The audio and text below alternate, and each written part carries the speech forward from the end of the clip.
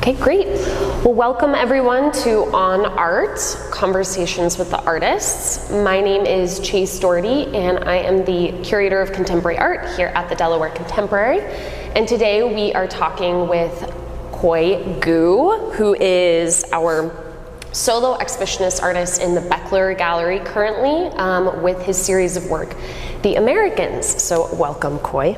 Thank you. Thank you for being here. Thank you. So I wanted to talk first a little bit about your background and your education and how you kind of came up with this series of work. Okay, all right. I hope we have enough time.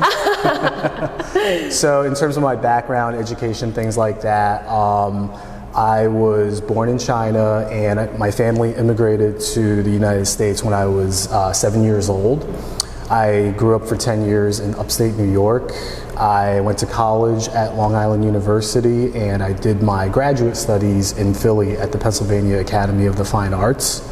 Everything that's in this exhibit are all works from the last 3 to 4 years, and they're really sort of a culmination of several areas of interest that I've had.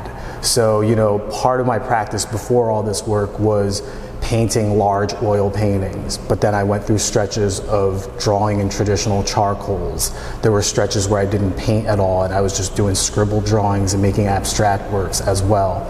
So I really felt like with this body of work, it was a chance for me to combine all those disparate interests so that in one piece you can find some traditionally rendered painting areas, if you will, coupled with passages of pure abstraction, coupled with, you know, some really academic charcoal drawing, coupled with ready found materials from the everyday world, such as food packaging or kind of well-known images, culturally relevant images found from the internet. So it's a combination, sort of a mishmash of all those things.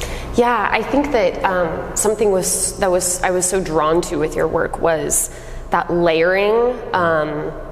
I think each piece is so vibrant and there's so much compositional texture there, and especially with the pieces you're talking about being this kind of classically trained artist and seeing the different levels of materials and mediums and methods that you're using in each piece, it just makes them so rich.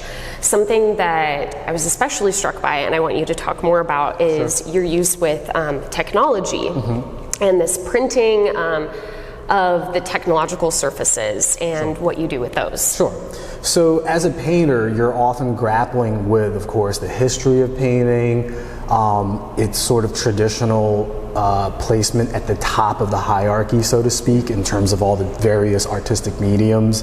And, you know, of course, when you go through grad school and stuff, you're gonna like read essays that tell you painting is dead and whatever. Everything's been declared dead a million times, right? So for me, the incorporation of technology, you know, there's a sort of conceptual and a visual tension that interests me. So, you know, Chase, when you refer to the usage of technology, they're often found with, where I'm doing that is, for example, I am taking found internet stock photos of devices such as phones, TVs, laptops, etc. And it's important to me that they're stock images found online because I want to have no authorship in that image. It has to be something that is infinitely reproducible, so usually stock images, because multiple companies might use the same stock image of like a phone or something. And to take that stock image found online, I print it out at my local CVS, and then onto the screen on that photo, like for example in this piece behind us where it's Will Smith from the opening of The Fresh Prince of Bel-Air, that's a painting of Will Smith done onto a photograph of a TV. And for me, there's the obvious visual kind of tension between the photographic versus the painterly, but there's also a conceptual tension between the infinitely reproducible photograph that's mass-produced, just like the objects, those phones, those TVs are mass-produced, but with a one-of-one image, a one-of-one painting on that surface. So to me, the visual tension as well as the conceptual tension are part of what's at play here, in addition to sort of, I think, what are probably obvious concerns touching on, you know, sort of society, the Asian American experience, immigration, politics, the history of immigration in this country, and things of that nature. Yeah, and that's a perfect segue, because one of my favorite pieces about the series is each one of them is kind of this very intimate snapshot of your personal narrative, but there is so much appropriation, both with pop culture and politics and these themes that are running throughout, that kind of create this collective memory, if you will. And I wonder if you could talk more about those kind of personal narratives. Sure. Because I know that so many of the works involve your wife and your kind of everyday experiences. So part of this project in starting this body of work was really to say, every piece, it's going to start with her and I, our relationship. And that was a deliberate choice to try to play with notions of the sentimental, right? It's very easy when you make work about your significant other to become nostalgic and sentimental, and of course art school conditions you know that's bad. And so while there's truth in that, I also am interested in kind of undermining or subverting the things you learn in art school, right? As a professor today, I tell my students, it's important you learn all this stuff, but when you're done and out there and you're a professional artist, it's equally important for you to unlearn this stuff as well. And unlearning something is not the same as never having learned it. Unlearning is really a form of innovation. Never having learned it is just ignorance. And so for me, it was really about, okay, her and I, our relationship is going to be the starting point, but fundamentally we're both immigrants. I immigrated from China, she's from Germany, and so it's about our place in modern contemporary American society. That's why the show is called The Americans. Part of what you mentioned earlier, Chase, about these are snapshots of our own personal lives, some of which are entirely fabricated, by the way. There's elements of truth, and then there's elements of invention in almost all of these. But for me, I've always believed that to make work that has a sort of a universality to it that everyone can appreciate, it would actually be a mistake to try to pander to the entire crowd. I think that if you are genuine and you focus on your own specific experiences, your own personal life, as long as you're doing that genuinely, it's inevitably going to be universal, because everyone has been in a relationship and everyone has experienced some of these things, right? Whether it's the more like sexually suggestive ones, or the more humorous ones, or the more kind of political ones, So to me, touching on our personal lives was really just kind of like a gateway into then touching on these larger social issues, which the work can be also about. And to me, it's really been important in this body of work to not feel like the work can only be about one thing. So in other words, it can have a humorous element, but it can have a very serious element as well. It can have a traditionally rendered element and then a found object collaged in right next to it. It can address art history, and then it can touch on kind of sophomoric pop cultural humor, right? I have a painting of Towley from South Park, one of the paintings, but that painting also addresses like mass shootings in America. So it's like, I think all of those things can fit in one piece, and that's actually what hopefully gives it some strength, because there's depth to the work that way, in my opinion. Yes, I definitely agree. I think that each piece is very genuine, and there are so many times when I've been walking through the galleries where my being in a relationship, I do recall moments like that, even though some of them are fabricated. They're very easy to relate to, and everything feels very relevant. And then there are other moments where it's hard for me to relate, and I think that juxtaposition and that conversation, that dialogue that's happening is so critical and important in this series, and I love that kind of tension. I would love to hear a little bit more. I know that you started off talking about how at the beginning of each piece, you're thinking about your relationship with your wife. So what is the rest of your process like?